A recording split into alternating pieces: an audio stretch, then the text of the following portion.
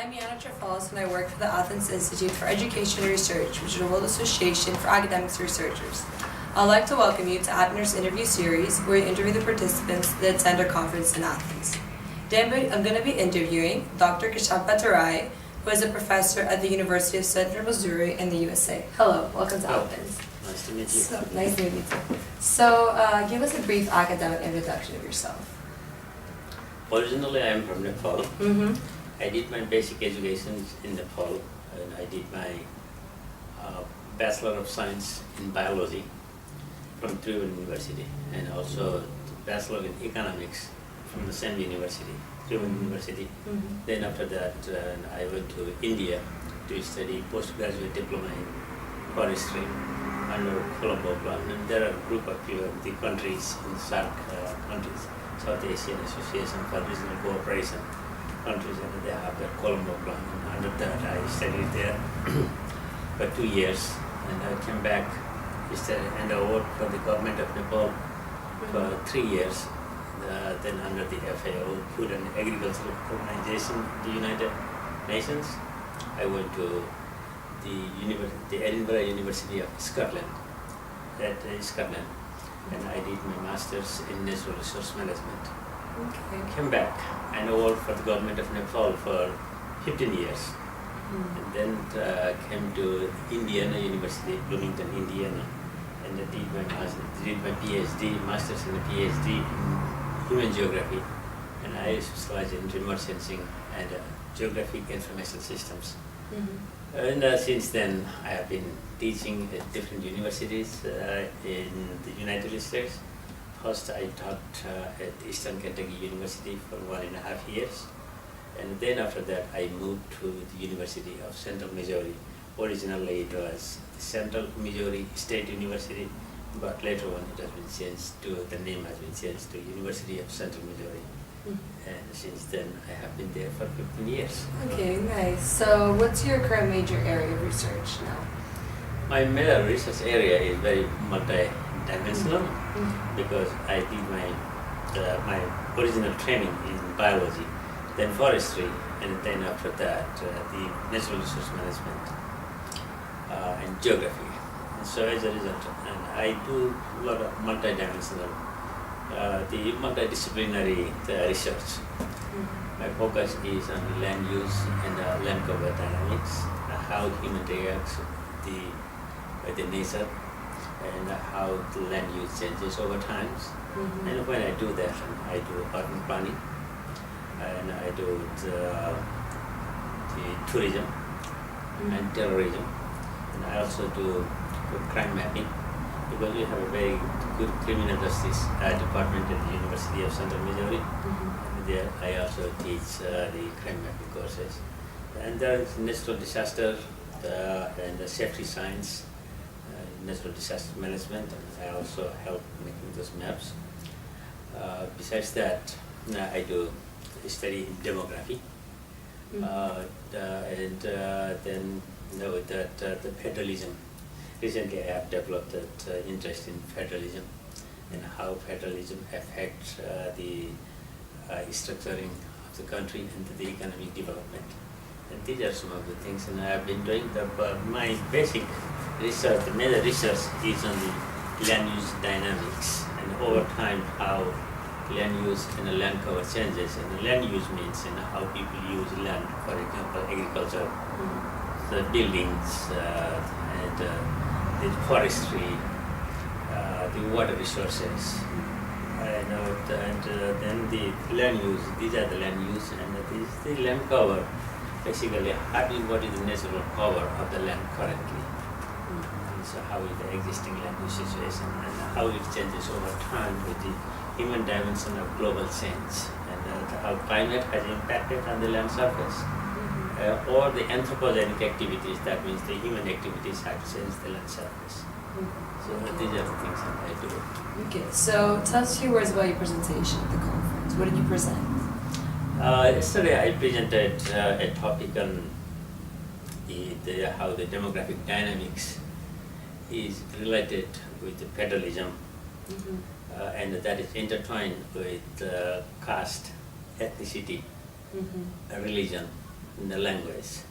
And I took an examples of Nepal, and because Nepal has recently converted from the monarchical systems into a republics. And with that republic, and it has also been federated into 7 different provinces.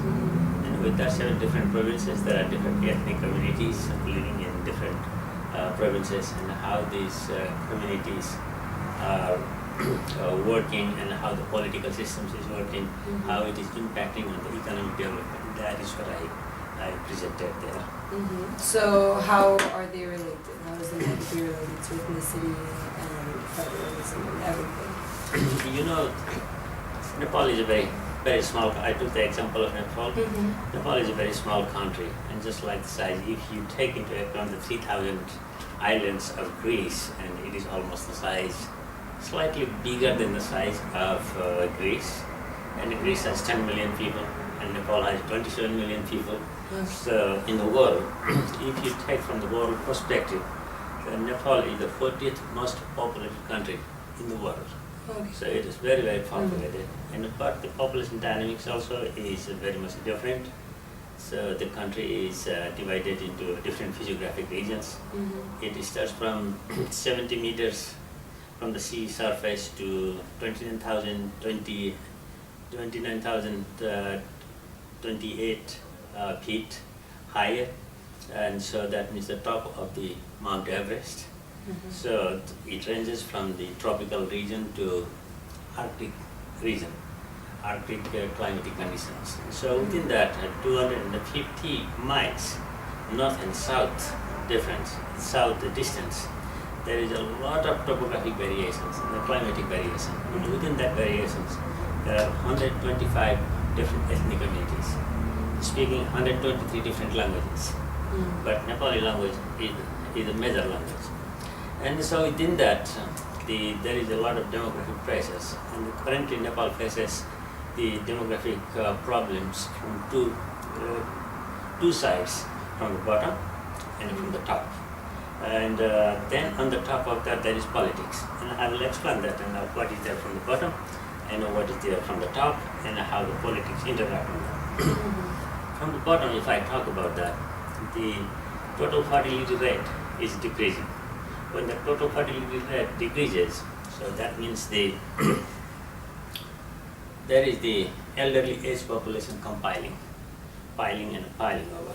And there is also the increase in the total number of the young people. That means the working age people. And if we take the demographic structure, the percentage of the population between below the age of the 15 is over 30%. If we take the populations up to 25 years and below, it represents almost 62%. So look at there, the population from below is increasing, and the number of the working age people are heading to the market each day. And if I tell the quantity, it's almost 500,000 to 600,000 working age population is added to the market each day. But the country is not able to provide employment to all the people. So the agriculture contributes about 72%, but that is also decreasing now. It has come down to about 69 to 70% of the total population is employed in agriculture, and the rest of the population is employed in the service sectors. But this is because of the political turmoil, and it is not very permanent.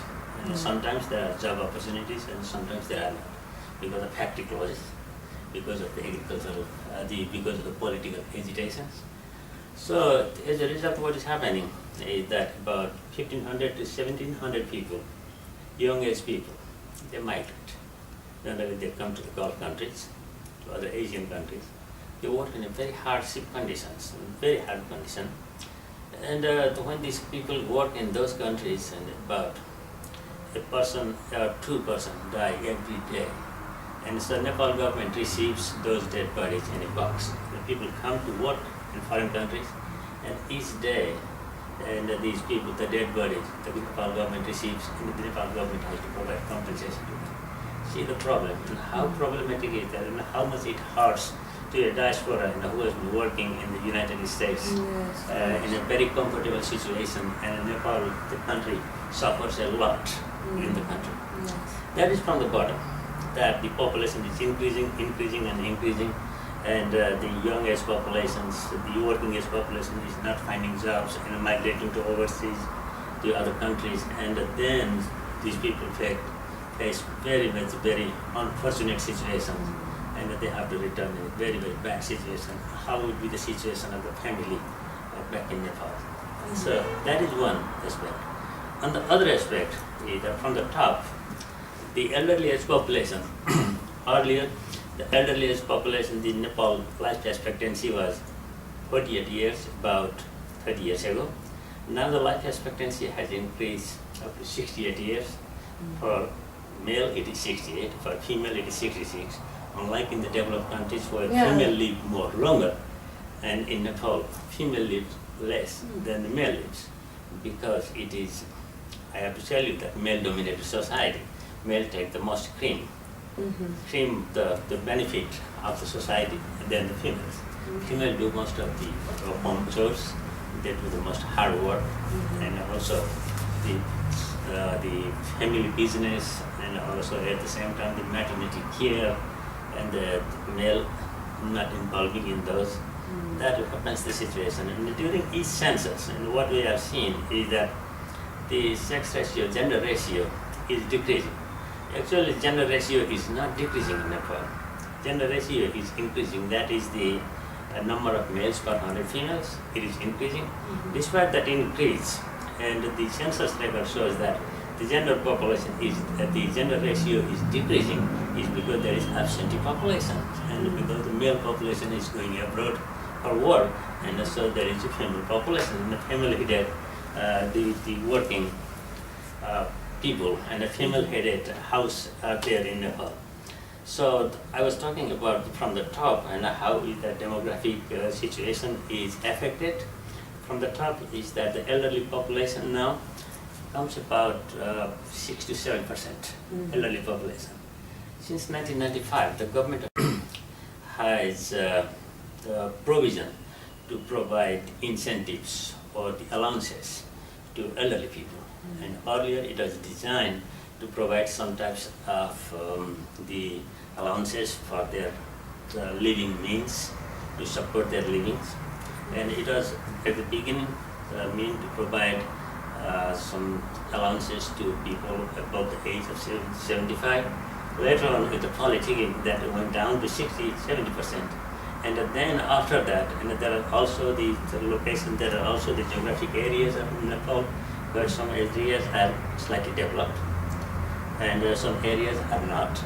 And for example, western part of Nepal, what we call Karnali zone, just west of the Karnali river, there are people, and these are the most disadvantaged people. Among the disadvantaged people, if there is 60 years of age, they will get allowances. And when the allowances is distributed to those elderly people, and their population piles up, and what happens? That the resources are distributed to unproductive areas. And I am not saying that the people at elderly age, they should not get any money.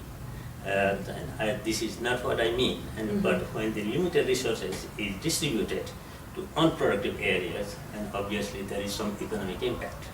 So having said that, and I'll tell you that the program started from 1995. In 1995, about less than 1% of the total budget was allocated to the distribution of allowances to the elderly people. And now, because of the politicking and the populist slogans of the political parties, what is happening? The budget, about 14% to 15% of the budget is distributed only in allowances to the elderly people. Look at here, the unemployment from the bottom and distribution of the resources to the elderly people from the top, and how the economy is impacted. On the top of that, and as I said, is that demography is affected by from the below, from the top, and that there is political intermingling in between. The political parties are coming in between, and then they are devising the political agendas. and they're saying that, okay, if you install us in the government, and we will double the allowances. And when each political parties come and say that, okay, we'll double the allowances, please vote for us. So that has been a big politicking. And in 1972, we promulgated a new constitution, that is the new constitution of Nepal, and that has a provision of federating Nepal. And earlier Nepal was divided into 75 districts, 14 zones. Now that system is gone. Now the country is divided into 7 provinces. Of those 7 provinces, they are again subdivided into 744. That means each provinces in average is about divided about 104 subunits. And these 104 subunits are again divided into 10 to 12 units. Some are divided, some are metropolitan areas, some are sub-metropolitan areas, some are village councils. And the village councils have about 7 to 9 subunits. And the municipal areas have about 10 to 15 subunits. And sub-metropolitan areas about 10 to 20 subunits, and the metropolitan areas have about up to 35 units. And each of these units are represented by political bodies. These political bodies are politicking in the ward level, in their level, and telling that, okay, you cast your vote to us, we'll increase, double the allowances. We'll double the allowances. When these allowances are doubled and they are competing to each other, where the economy would go, and how the people at the lower rung would get employment, and these people would migrate again because they will not find the resources. So there has been political intermingling within the demographics, within the complex demography. On the top of that, since the country is divided, federated into 7 provinces, and these 7 provinces there are a lot of ethnic and caste complexities, and these political leaders, they want to assure their constituent seat. And so therefore, in order to assure their constituent seats, and they are again propagating that, okay, I represent this caste, I represent the individual ethnic communities. But if you look at the individual communities, none of the individual communities will make the majority. So when they don't make any majorities, there is always a conflict, and the political leader will go to certain ethnic communities, okay, I represent you, and so therefore you cast your vote to me, and therefore I will increase your allowances and I will create these jobs. There are a lot of populist slogans which are not possible. So I will protect your religion, I will protect your culture, I will protect your language. If you talk about language, the language in Nepali is the mother language, and there are Maithili speaking people, Bhojpuri speaking people, there are Hindi speaking people, and Tamil people speak different languages, Nepali people speak different languages. And up to 1990, there were about the 60, 70 languages were spoken. And with the onset of democracy and the federalism, and now the aspiration has been emerging so much that the people are emerging with different languages and different cultures, and there are about 123 languages now, and people claim that, and we want to preserve our language. And why I brought this language issue is that those ethnic communities, those they are called Dalit, or those the minority indigenous communities, and who speak their own language, and they claim that, okay, we have been dominated by the elite group. Elite group means the Brahmin, Kshetris, and who were the original people who migrated from present-day Kazakhstan and Persian regions through the mountain areas, and during the Muslims invasion in the 9th century to 13th centuries, and they migrated through the Persian region to Nepal, and they settled in Nepal and India. And these people have been there, and they brought their own Sanskrit language. You know, the Sanskrit language, and with their Sanskrit language, these Aryan people, and they brought their own culture, and they brought a caste system. And once they brought a caste system, the caste system has been so complicated. And if you have read the book by Nehru, Jawaharlal Nehru of India, who wrote a who wrote different letters, 9 different letters to his daughter Indira Gandhi while he was jailed by British. He has written that and how this caste system was evolved, and the people at that time were, some of the people were full of plentiful resources, and those people who were having the plentiful resources, they could do many things. So therefore they put themselves in a higher rung. And those people who could not do good jobs, and they were put in the lower rung. So in that way, so Nepal was divided into different caste systems. That is the Brahmin on the top, Kshatriya, and the Brahmin, and generally they were doing the administrative job. Teachers like me, myself, I'm also a Brahmin, but I don't say that I based on the caste system, and I don't believe in that. And I believe on the merit basis, that people should rule based on the merit basis, not on the caste system. And then second one comes to the Kshatriya group, and which were based on the warrior, that they have to protect the country. And if somebody is investing, some other countries is attacking Nepal, and they have to protect the countries, and they were the Kshatriyas. And then somebody has to make the business and bring the money, and they were divided into buses. And those somebody has to do the manual work at the lower rung, and so therefore they were called the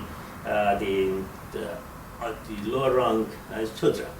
And so they have to do the manual work, the construction of the road, and just the blue collar job. They were divided into blue collar and white collar jobs. And that way the caste system was developed, and it still is persisting.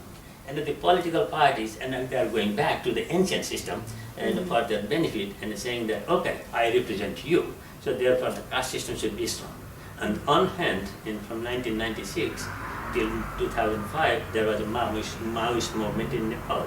And what this Maoist did is that we'll make everybody equal. We'll distribute the property equally, and everybody has the equal right. And so if I cut your body, and you also have the blood, and I also have the blood, and why there is a difference in the society. That became very, very popular, and everybody involved. So most of the lower caste people, they're very much involved in fighting in order to eliminate the dominating positions of the upper caste people. And during that process, 17,000 people were killed, and many of them were innocent people were also killed. But that did not bring any changes, and eventually, and those Maoists also, and who led that revolution, and they also represented by those caste groups, and obviously those in the upper caste, they are ruling, and they are in the politics, and they are ruling. Still, they do politics at the grassroots level, and then they just promote those people. To say that, yeah, you also have the right, and so therefore you cast your vote for us, we'll protect your language, we'll protect your the religion, and we'll protect your the status. So this is why I brought those caste issue under the demography. I brought that caste, ethnicity, religion, and language, and that has interplayed in this the federalism. And so within that federal, I come back again that to conclude this one, so Nepal demography is suffered from the bottom because of the decrease in the fertility rate. There has been increase in the number of working age people, and at the same time, that also the life expectancy has increased.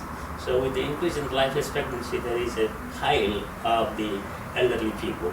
And the Nepal government has devised the allowances system. That allowances system is going to unproductive areas, and so because it is going to the unproductive areas, and there is not much industrial development in Nepal until and unless some other countries come and pour some foreign aid, but when more and more foreign aid pours in the country, so that means there will be an inclusion of the foreign culture.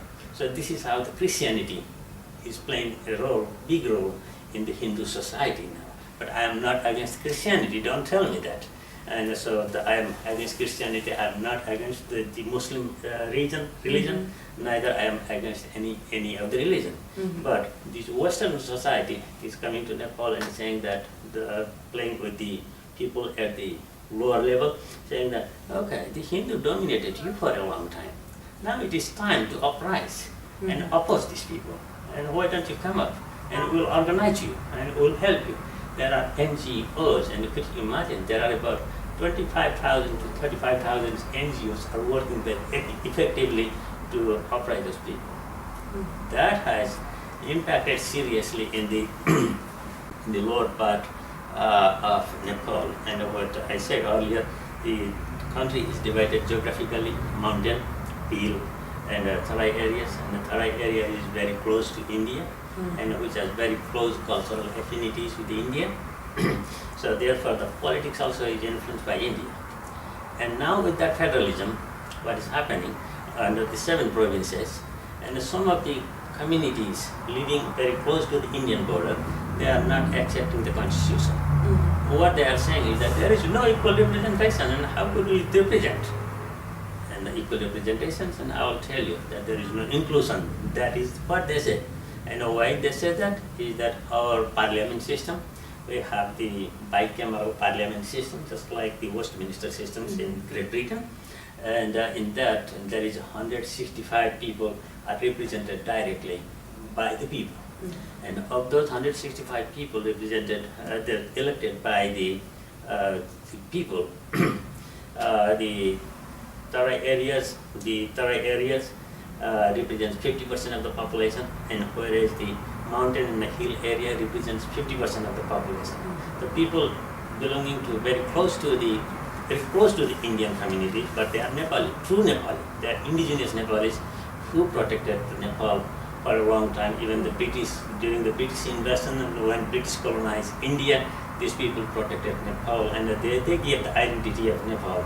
Now these people are saying that since we represent 50% of the total population of Nepal, and we have given only 65 parliamentarians to represent to the House, that House has 165 people, and whereas the hill and mountain areas, that represents 50% of the population, has reserved 100% 100 parliamentarians. So there is no equal participation, inclusion, and so therefore we will not participate in the election. So that is there.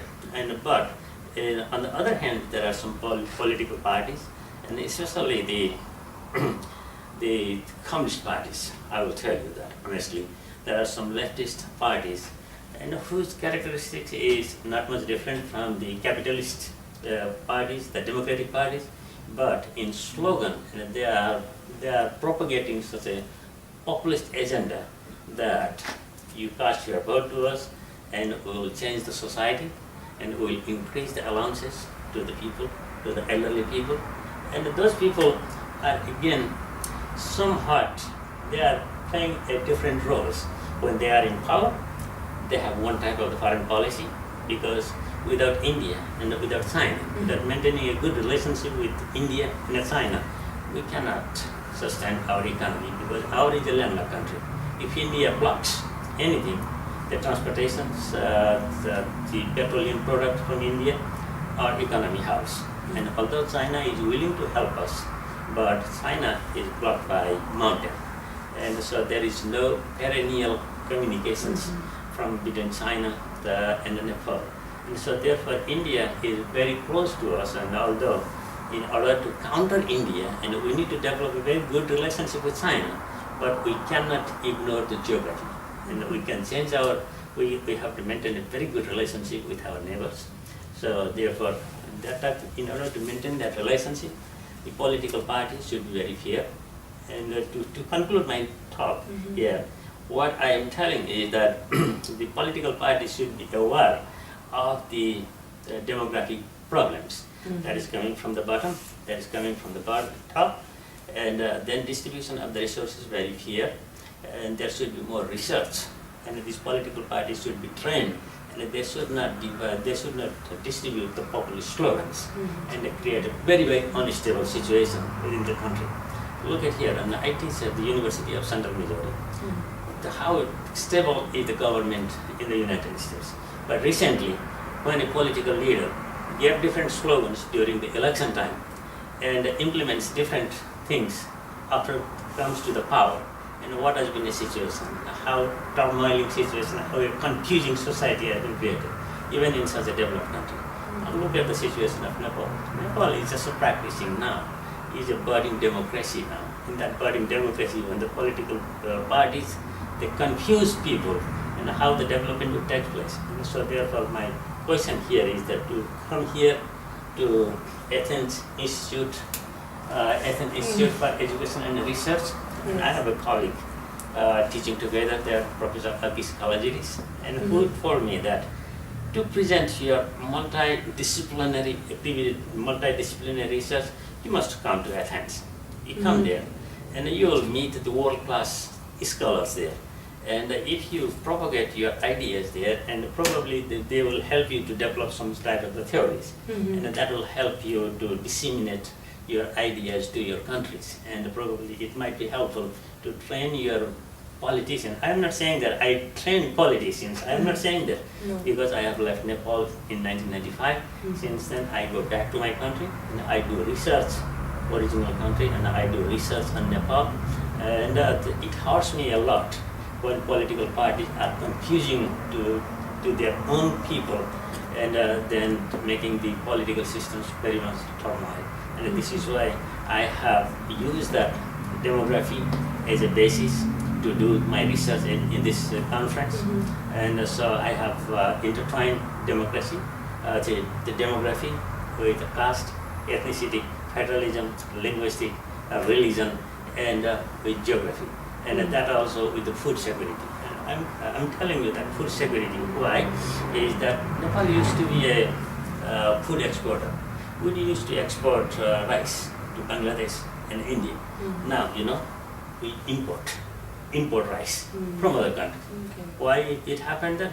Is because we are sending our able-bodied people, the working age people, to overseas, because we are distributing resources to unproductive areas and not creating conducive environment for the people to work within the countries, and because these political parties are distributing populist agendas, and that is not bringing any productive sector, strengthening the productive sector.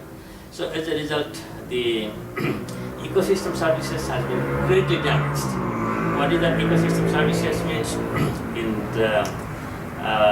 In Greece, you get water from some of the nearby mountain areas. So the mountain communities, the nearby communities, they conserve the water resources there, and then you get fresh water. And in return, we pay certain benefit to those communities, and either from the tourism or from other areas. The government pays incentive to them.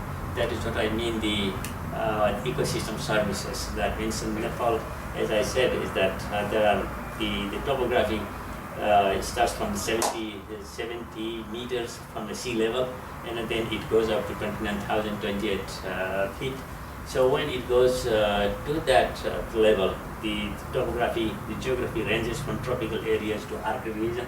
So that means there are the different resources at different elevations. So people living at different elevations